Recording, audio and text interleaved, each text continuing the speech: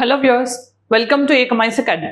ఈ రోజు మనం డిస్కస్ చేయబోతున్న టాపిక్, రీసెంట్గా మన ప్రైమ్ మినిస్టర్ గారు గిర్ నేషనల్ పార్క్ని సందర్శించినప్పుడు కొన్ని కీ వైల్డ్ లైఫ్ ఇనిషియేటివ్స్ని అనౌన్స్ చేశారు. సో వైల్డ్ లైఫ్ అనేది environment point of view, biodiversity point of view చాలా ఇంపార్టెంట్. సో వైల్డ్ లైఫ్ గురించి ఆయన అనౌన్స్ చేసిన మెజర్స్ అనేవి చాలా ఇంపార్టెంట్ అవబోతున్నాయి, రైట్? సో దాని గురించి ఈ రోజు మనం వీడియోలో డిస్కస్ చేస్తున్నాం. సో మనం ఈ రోజు డిస్కస్ చేసే అంశాల యొక్క వీడియో కాంపోనెంట్స్ చూద్దాం. కాంటెక్స్ట్ ఏంటి, ఇంట్రొడక్షన్, దాని తర్వాత అసలు మేజర్ అనౌన్స్మెంట్స్ ఏంటి, టెక్నాలజీ ఫర్ కన్జర్వేషన్ ఏంటి, role of local communities in conservation, national board for వైల్డ్ లైఫ్ని చైర్ చేస్తూ ఈ పర్టికులర్ ఇనిషియేటివ్స్ని అనౌన్స్ చేయడం జరిగింది. దాని తర్వాత వే ఫార్వర్డ్. ఇది మరి GS paper 3 environment, especially biodiversity point of view very important topic. మరి రీసెంట్ టైమ్స్లో ఏం జరిగింది? సో వరల్డ్ వైల్డ్ లైఫ్ డేని మనం సెలబ్రేట్ చేసుకున్నామని మనం ఆల్రెడీ వీడియోలో కూడా డిస్కస్ చేసాం. సో March 3 మనం వరల్డ్ వైల్డ్ లైఫ్ డేగా సెలబ్రేట్ చేసుకుంటాం. దాని వెనక రీజన్ ఏంటి? సైట్స్ కన్వెన్షన్ సైన్ చేసిన రోజు, రైట్? సో ఈ March 3 వరల్డ్ వైల్డ్ లైఫ్ డేని పురస్కరించుకుని ప్రధానమంత్రి గారు గిర్ నేషనల్ పార్క్ని సందర్శించిన క్రమంలో మనకి కొన్ని వైల్డ్ లైఫ్ ఇనిషియేటివ్స్ని అనౌన్స్ చేశారు, రైట్? సో ఫస్ట్ మనం అర్థం చేసుకోవాల్సింది, ఇక్కడ ఆయన చాలా ఇంపార్టెంట్ స్పీసీస్ గురించి మెన్షన్ చేస్తూ వాటి కన్జర్వేషన్ కోసం ఏం చేయబోతున్నామో చెప్పారు. అలానే హ్యూమన్ యానిమల్ కాన్ఫ్లిక్ట్ కానీ వీటన్నిటిని తగ్గించడానికి కూడా ఏ మెషర్స్ గవర్నమెంట్ తీసుకోబోతోంది అనేది కూడా చెప్పడం జరిగింది. సో ఇక్కడ ఫస్ట్ మనం అసలు ఏం జరిగిందని తెలుసుకుందాం, రైట్? సో రీసెంట్ టైమ్స్లో వరల్డ్ వైల్డ్ లైఫ్ డే సందర్భంగా 7th meeting of national board for వైల్డ్ లైఫ్ని చైర్ చేస్తూ ఆయన కొన్ని కీ వైల్డ్ లైఫ్ ఇనిషియేటివ్స్ని అనౌన్స్ చేశారు. సో ఈ national board for wild life అంటే ఏంటి? ఇది ఒక స్టాట్యూటరీ బాడీ. మరి దీని చైర్మన్గా ఎవరు ఉంటారు? ప్రైమ్ మినిస్టర్ గారు ఉంటారు. సో ప్రైమ్ మినిస్టర్గా చైర్మన్గా ఉన్నప్పుడు ఈ పర్టికులర్ ఇనిషియేటివ్స్ని అనౌన్స్ చేశారు. ఈ national board for wildlife form అయిన తర్వాత జరిగిన 7th మీటింగ్ ఇది. మరి ఇక్కడ కీ హైలైట్స్ ఏంటి? ఇండియా ఎప్పుడు కూడా వైల్డ్ లైఫ్ కన్జర్వేషన్ని కానీ బయోడైవర్సిటీని కానీ సపోర్ట్ చేస్తూ వస్తుంది. సో దానికి మనం ఇప్పుడు ఫుల్ ఫ్లెష్డ్గా ఒక ఫార్మాట్లోకి తీసుకొచ్చినట్టు అవుతుంది. అంటే స్పీసెస్ ఏవైతే ఎండేంజర్డ్ కానీ క్రిటికల్ ఎండేంజర్డ్ స్పీసెస్ ఉంటాయో వాటిని ప్రొటెక్ట్ చేస్తూ, వాటి యొక్క హ్యాబిటాట్స్ని కూడా ప్రొటెక్ట్ చేస్తూ, రీసెంట్ టైమ్స్లో వచ్చే టెక్నాలజికల్ డెవలప్మెంట్స్ ఏవైతే ఉంటాయో వాటిని కూడా హార్నెస్ చేస్తూ ఇంకా బెటర్ వైల్డ్ లైఫ్ అవుట్కమ్స్ మనకి కన్జర్వేషన్ పాయింట్ ఆఫ్ వ్యూ వచ్చే విధంగా మనకి నిన్న మెజర్స్ అనేవి అనౌన్స్ చేయడం జరిగింది. మరి ఇక్కడ ఏమేమి అనౌన్స్ చేశారు అని అంటే, మెయిన్గా మనకి ఫస్ట్ థింగ్, మనకి ఫస్ట్ టైం ఇండియాలోనే నేషనల్ ఎక్వాటిక్ యానిమల్ అయిన గ్యాంగెటిక్ రివర్ డాల్ఫిన్కి సంబంధించి ఫస్ట్ ఎస్టిమేషన్ ఆర్ ఒక పర్టికులర్ సర్వే బేస్డ్ డేటా అనేది ఇవ్వడం జరిగింది. అది ఫస్ట్ థింగ్. సెకండ్ ఏం చేశారు? 16th ఏషియాటిక్ లయన్ సెన్సస్ అనేది ఇయర్ మేలో జరగబోతోంది అని ప్రైమ్ మినిస్టర్ గారు చెప్పడం జరిగింది. థర్డ్ ఏంటి? మనకి గరియల్కి సంబంధించి ఒక యాక్షన్ ప్లాన్ అని చెప్పారు. తర్వాత గ్రేట్ ఇండియన్ బస్టర్డ్కి సంబంధించి కూడా నేషనల్ లెవెల్లో ఒక కన్జర్వేషన్ యాక్షన్ ప్లాన్ని అనౌన్స్ చేయబోతున్నామని చెప్పడంతో పాటు హ్యూమన్ వైల్డ్ లైఫ్ కాన్ఫ్లిక్ట్ ఏదైతే వస్తుందో దాన్ని తగ్గించడానికి మనం సెంటర్ ఆఫ్ ఎక్సలెన్స్ని పెడతాము. అలానే కొన్ని సెంటర్స్ని ఎస్టాబ్లిష్ చేయడం వల్ల మనం టెక్నాలజీని బెటర్గా హార్నెస్ చేసుకోవడానికి ప్లాట్ఫామ్స్ని క్రియేట్ చేస్తున్నట్టు అవుతోంది అని చెప్పి ప్రైమ్ మినిస్టర్ గారు చెప్పడం జరిగింది, రైట్? సో ఒకసారి వీటి గురించి తెలుసుకుందాం. సో ఫస్ట్ ఇప్పుడు మరి నిన్న ప్రైమ్ మినిస్టర్ గారు చేసిన మేజర్ అనౌన్స్మెంట్స్లో ఫస్ట్ వన్ ఏంటి? రివర్ డాల్ఫిన్కి సంబంధించి, ఎస్పెషల్లీ గ్యాంగెటిక్ రివర్ డాల్ఫిన్కి సంబంధించి ఫస్ట్ సెన్సస్ అనేది నిన్న రిలీజ్ చేయడం జరిగింది. సో ఇది ఫస్ట్ సెన్సస్. మరి దీని ప్రకారం ఏంటి? దేశంలో 327 గ్యాంగెటిక్ రివర్ డాల్ఫిన్స్ ఉన్నాయని ఈ ఎస్టిమేషన్ చెప్తోంది. ఇది ఫస్ట్ ఎవర్ కాబట్టి చాలా ఇంపార్టెంట్. మరి ఇది ఎక్కడ కండక్ట్ చేశారు అని అంటే, ఆల్మోస్ట్గా మనకి 8,507 కిలోమీటర్స్ దూరం వరకు మనకి ఈ సర్వే అనేది కండక్ట్ చేయడం జరిగింది. సో ఇది ఆల్మోస్ట్గా 28 రివర్స్లో, అంటే main reverse like Ganga, Brahmaputra, వీటితో పాటు వాటి యొక్క ట్రిబ్యూటరీస్లో కూడా ఈ సర్వే అనేది కండక్ట్ చేశారు. 4 స్టేట్స్లో మెయిన్గా ఈ సర్వే అనేది కండక్ట్ చేయడం జరిగింది. మరి ఆ 4 స్టేట్స్ ఏంటి? UP, Bihar, Assam and Brahmaputra. So ఈ 4 స్టేట్స్లో కూడా మనకి మెయిన్గా ఈ సెన్సస్ని కండక్ట్ చేసి ఓవరాల్ పాపులేషన్ ఎంత ఉంది గ్యాంగెటిక్ రివర్ డాల్ఫిన్ అని చెప్పి అనౌన్స్ చేయడం జరిగింది. ఇక్కడ మనం మెయిన్గా గుర్తుపెట్టుకోవాల్సింది, గ్యాంగెటిక్ రివర్ డాల్ఫిన్ అనేది మన నేషనల్ ఎక్వాటిక్ యానిమల్.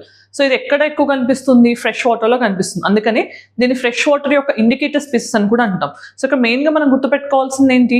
ఈ గ్యాంగెటిక్ రివర్ డాల్ఫిన్ మనకు గంగా రివర్ యొక్క ట్రిబ్యూటరీస్, గంగా రివర్తో పాటు బ్రహ్మపుత్ర రివర్ యొక్క ట్రిబ్యూటరీస్లో కనిపిస్తూ ఉంటుంది. ఎక్కువ నేపాల్, ఇండియా ఆ రీజియన్స్లో కూడా మనకి అండ్ బంగ్లాదేశ్లో కూడా కనిపిస్తుంటుంది, రైట్? దీని గురించి మెయిన్గా మనం తెలుసుకోవాల్సిన అంశాలు ఇవి.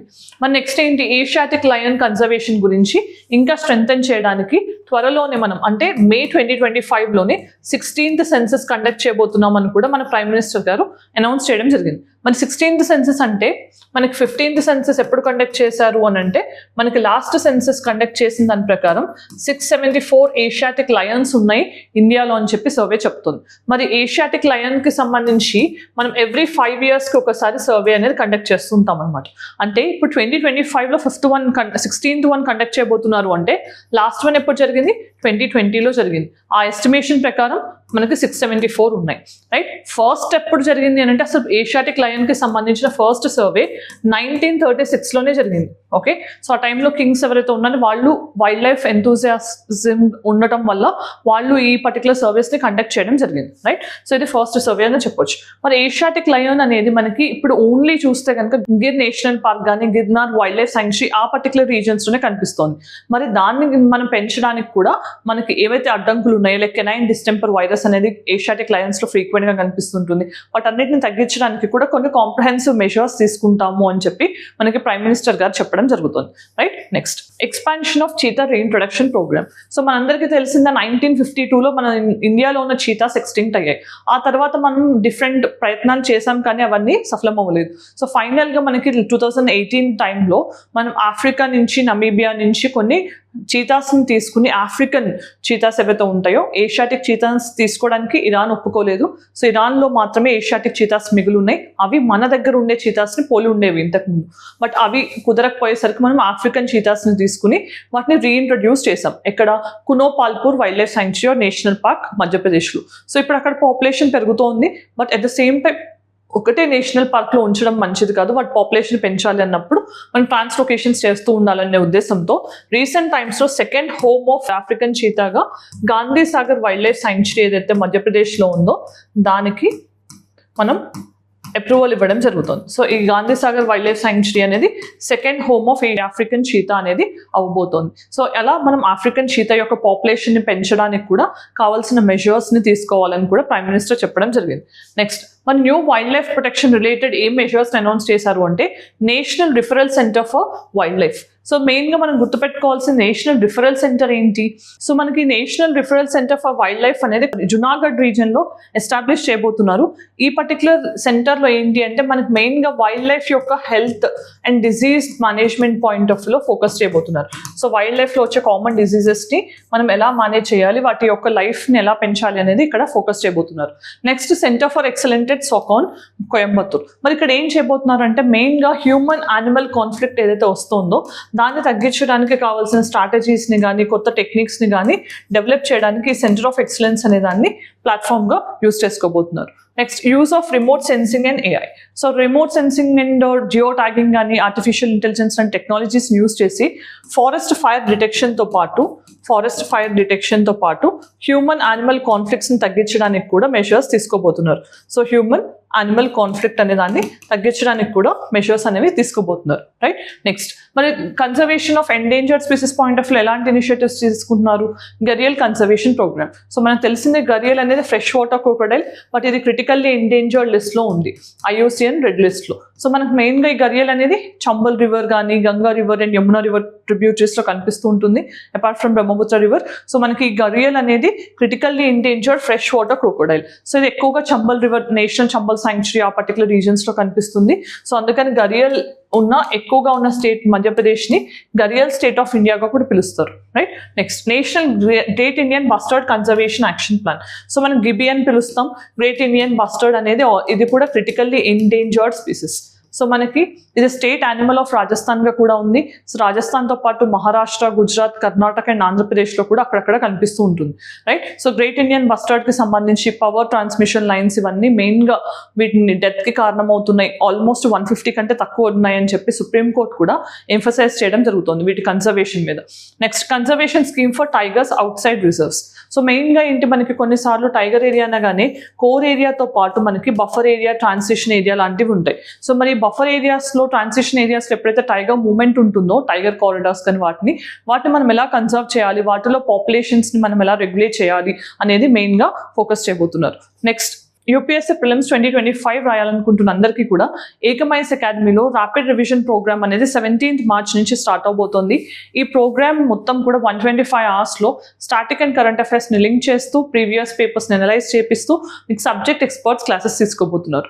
ఈ ప్రోగ్రామ్కి సంబంధించిన డీటెయిల్ స్కెడ్యూల్ కోసం ఈ QR కోడ్ని స్కాన్ చేయొచ్చు. సో ఈ ప్రోగ్రామ్ మొత్తం కూడా 2,999కే లభిస్తుంది. ఇంకా ఈ ప్రోగ్రామ్లో ఎన్రోల్ అయిన బెనిఫిట్ ఏంటి అంటే ప్రిలిమ్స్ టెస్ట్ సిరీస్ ఏదైతే ఉంటుందో అది మొత్తం కూడా 999కే లభిస్తుంది. For any further details you can contact on the screen display number on the screen. Next మరి ఇక్కడ టెక్నాలజీ విషయంలో ప్రైమ్ మినిస్టర్ గారు ఏం చెప్పారు, మన కన్జర్వేషన్ ఆఫ్ వైల్డ్ లైఫ్ విషయంలో టెక్నాలజీని కూడా మనం ఎక్కువగా యూజ్ చేయాల్సి ఉంటుందని చెప్పడం జరిగింది. So importance of technology and modern conservation. మరి ఎలాంటి టెక్నాలజీ, రిమోట్ సెన్సింగ్ అండ్ ఏఐని యూజ్ చేయాలి. సో జియో ట్యాగింగ్ కానీ ఆర్టిఫిషియల్ ఇంటెలిజెన్స్ వల్ల పోచింగ్ తగ్గించడం. సో రీసెంట్ టైమ్స్లో చూస్తే కనుక మనం ట్రయల్ గార్డ్ AI అనే పర్టికులర్ టెక్నాలజీని ఫస్ట్ టైం సిమ్లిపల్ టైగర్ రిజర్వ్లో ఒడిస్సాలో ఇనాగ్రేట్ చేయడం జరిగింది. ట్రయల్ గార్డ్ AI అంటే ఏంటి, ఆర్టిఫిషియల్ ఇంటెలిజెన్స్ యూజ్ చేసి మనం పోచింగ్ అలాంటి వాటి నుంచి రియల్ టైమ్ అలర్ట్స్ పొందే విధంగా దీన్ని డిజైన్ చేశారు. మన next forest survey of India and BISAG కొలాబరేషన్తో ఇక్కడ మెయిన్గా మనకు జరుగుతోంది ఏంటి, ఫారెస్ట్ ఫైర్స్ ఎర్లీగా డిటెక్ట్ చేయడానికి శాటిలైట్ యొక్క డేటాని యూజ్ చేయడం కానీ, ఫారెస్ట్ సర్వే ఆఫ్ ఇండియా యొక్క ఇన్పుట్స్ యూజ్ చేసి మన ఫారెస్ట్ ఫైర్ ప్రివెన్షన్తో పాటు వైల్డ్ లైఫ్ కన్జర్వేషన్ చేయాలనేది ముఖ్య ఉద్దేశం. అలానే ట్రెడిషనల్ కన్జర్వేషన్ నాలెడ్జ్ ఏదైతే కొన్ని కమ్యూనిటీస్కి ఉంటుందో దాన్ని కూడా కన్సర్వ్ చేయాల్సిన అవసరం ఉంది అని చెప్పి దాన్ని కూడా టెక్నాలజికల్గా అడ్వాంటేజెస్గా మార్చుకోవాలని ప్రైమ్ మినిస్టర్ చెప్పడం జరిగింది. మన next role of local communities ఏంటి, ప్రైమ్ మినిస్టర్ గారు లోకల్ కమ్యూనిటీస్ని కన్జర్వేషన్లో యూజ్ చేయడం వల్ల మనకు ఆల్మోస్ట్ కమ్యూనిటీ రిజర్వ్స్ ఏవైతే ఉన్నాయో 6 times పెరిగాయని చెప్పడం జరిగింది. అంటే ఇండియాలో ఆల్మోస్ట్గా మనకి 220 పైన కమ్యూనిటీ రిజర్వ్స్ ఉన్నాయి. ఈ కమ్యూనిటీ రిజర్వ్స్లో పబ్లిక్ అండ్ ప్రైవేట్ పార్టిసిపేషన్ టుగెదర్తో మనం ప్రొటెక్టెడ్ ఏరియాస్ని కానీ కన్జర్వేషన్ ఏరియాస్ని కానీ ప్రొటెక్ట్ చేయగలుగుతున్నాం, రైట్. సో అలా లోకల్ కమ్యూనిటీస్ వల్లనే మనకి ఈ రోజు ఈ లెవెల్లో కమ్యూనిటీ రిజర్వ్స్ ఉన్నాయని చెప్పి ప్రైమ్ మినిస్టర్ గారు హైలైట్ చేయడం జరిగింది. అలానే ట్రైబల్ అండ్ రూరల్ పాపులేషన్స్ని ఇంకా మనం స్ట్రెంథెన్ చేయడం వల్ల వైల్డ్ లైఫ్ కన్జర్వేషన్లో వాళ్ళ రోల్ చాలా సిగ్నిఫికెంట్ అవబోతోంది అని ప్రైమ్ మినిస్టర్ చెప్పడం జరిగింది. సో రీసెంట్ టైమ్స్లో మనం చూస్తే కనుక కర్ణాటకలో BRT tiger reserve, Biligiri Rangaswamy tiger reserve ఏదైతే ఉందో అక్కడ సొలిగా పర్టికులర్ ట్రైబ్ని టైగర్ పాపులేషన్ పెంచడానికి and then poaching and hunting నుంచి కాపాడటానికి ఈ సొలిగా ట్రైబ్స్ చాలా ఇంపార్టెంట్ రోల్ ప్లే చేస్తున్నారు అని మనకి ప్రైమ్ మినిస్టర్ గారు చెప్పడం తెలిసిందే. మరి రీసెంట్ టైమ్స్లో మనకి ఇంకా కనిపించే కమ్యూనిటీస్ ఏంటి, మల్దారీ కమ్యూనిటీస్. సో ఈ మల్దారీ కమ్యూనిటీస్ మనకి గిర్ నేషనల్ పార్క్ ఏదైతే ఏషియాటిక్ లయన్ని హోస్ట్ చేస్తుందో అక్కడ వీళ్ళు ఉంటున్నారు. వాళ్ళ సక్సెస్ స్టోరీని కూడా మనకి ప్రైమ్ మినిస్టర్ గారు మెన్షన్ చేయడం జరిగింది. మరి ఎకో టూరిజం ఇన్ఫ్రాస్ట్రక్చర్ని పెంచడం కూడా మెయిన్గా, దానివల్ల ఎంప్లాయ్మెంట్ ఆపర్చునిటీస్ పెంచడం అనేది కూడా మెయిన్గా కనిపిస్తుంది. Then ensuring ease of access to wild life sanctuaries. So wild life శాంక్చురీస్కి ఈజీ యాక్సెస్ ఉండే విధంగా పబ్లిక్ ఫ్రీక్వెంట్గా విజిట్ చేసి దానివల్ల నేచర్తో పాటు మనకి కల్చరల్ సిగ్నిఫికెన్స్ అనేది వైల్డ్ లైఫ్లో ఎలా ఉంది ఏంటని తెలుసుకోవడానికి హెల్ప్ అవుతుందని ప్రైమ్ మినిస్టర్ గారు ఎంఫసైజ్ చేయడం జరిగింది. మరి ఇక్కడ మనం మెయిన్గా ఈ డిస్కషన్ కానీ కీ ఇనిషియేటివ్స్ కానీ national board for wild life యొక్క 7th మీటింగ్లో జరిగింది అనుకున్నాం కదా. మరి 7th మీటింగ్ అయిన national board for wild life అంటే ఏంటో తెలుసుకుందాం. సో ఫస్ట్ ఇది ఒక స్టాట్యూటరీ బాడీ.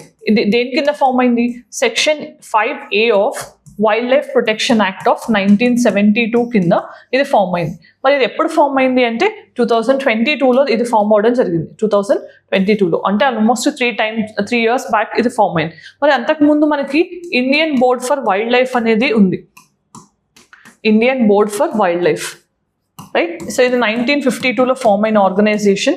సో ఈ పర్టికులర్ బోర్డ్ని రీప్లేస్ చేస్తూ మనకి రీసెంట్ టైమ్స్లో national board for wild life create అయింది. మరి దీని యొక్క మెయిన్ రోల్ ఏంటి, wild life conservation point of లో కీ పాలసీస్ని ఆమోదించడం అనేది మెయిన్ ఫంక్షన్గా కనిపిస్తుంది. మరి ఇక్కడ మెయిన్గా దేని విషయంలో NBL ఆర్ NBWL యొక్క పర్మిషన్ కావాలి అని అంటే కనుక మనం ఎప్పుడైనా కానీ diversion of protected areas land అంటే మనం ఒక పర్టికులర్ నేషనల్ పార్క్ కానీ వైల్డ్ లైఫ్ శాంక్చురీ కానీ టైగర్ రిజర్వ్ ఇలాంటి వాటికి సంబంధించిన వైల్డ్ లైఫ్ శాంక్చురీస్ వీటికి సంబంధించిన బౌండరీస్ని మనం ఆల్టర్ చేయాలన్నా వాటి యొక్క ల్యాండ్ని డైవర్ట్ చేయాలన్నా కానీ national board for wild life యొక్క రోల్ అవసరం.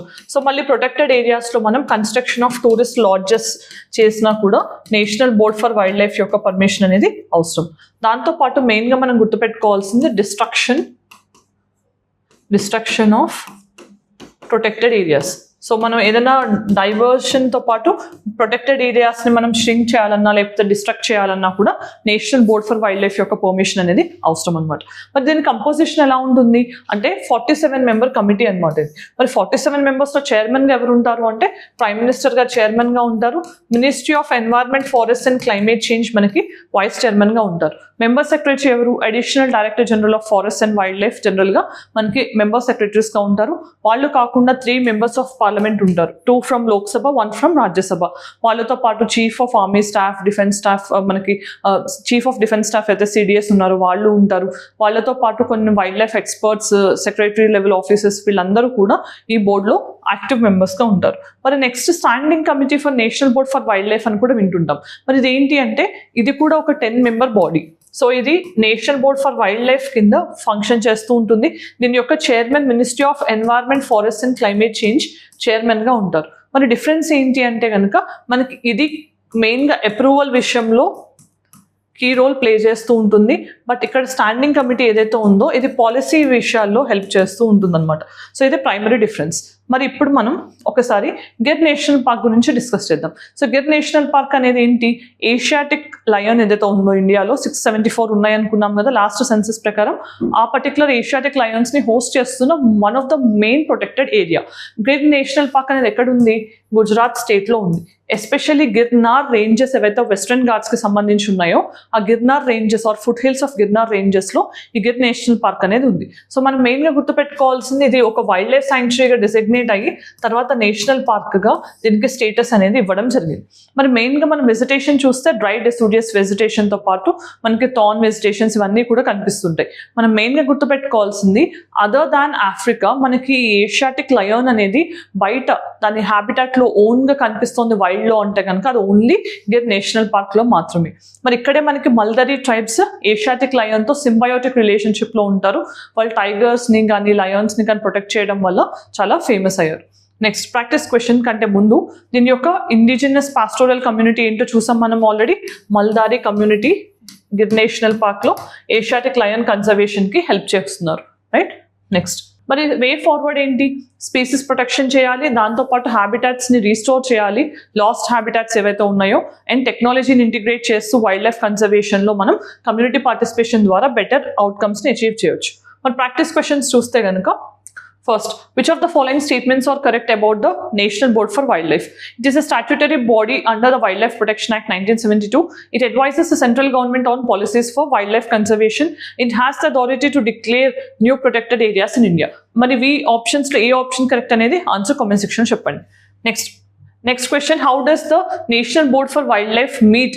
How often it does meet under Wildlife Protection Act of 1972. 1972 కింద ఫామ్ అయిన national board for wildlife ఎంత ఫ్రీక్వెంట్గా మీట్ అవుతూ ఉండాలి అనేది ఆన్సర్ చేయండి. Next, which of the following members are included in the national board for wildlife? Prime minister, chairman, minister of environment, forest and climate change, chief of army staff, అలానే environment conservationist and ecologist. మరి eminent ఎవరైతే ఉంటారో వాళ్ళు. వీళ్ళలో ఎవరు ఉంటారు జనరల్గా national board for wild లైఫ్లో అనేది ఆన్సర్ కామెంట్ సెక్షన్ చెప్పండి. Mains question, discuss the significance of wild life conservation in maintaining ecological balance and biodiversity. ఇది 10 మార్క్స్లో ఆన్సర్ చేయడానికి ట్రై చేయండి. మరి ఈరోజు మనం డిస్కస్ చేసింది ఏంటి? రీసెంట్ టైమ్స్లో మన ప్రైమ్ మినిస్టర్ గారు అనౌన్స్ చేసిన కీ వైల్డ్ లైఫ్ ఇనిషియేటివ్స్ ఏంటి, national board for wild life అంటే ఏంటి, స్పీసీస్ రిలేటెడ్ ఎలాంటి కన్జర్వేషన్ మెజర్స్ని మనం తీసుకోబోతున్నాం ఫ్యూచర్లో, ఇవన్నీ కూడా డిస్కస్ చేయడం జరిగింది. ఇనిషియేటివ్ మీకు నచ్చినట్లయితే మీ ఒపీనియన్ కామెంట్ సెక్షన్లో చెప్పండి. Thanks for watching. All the very best.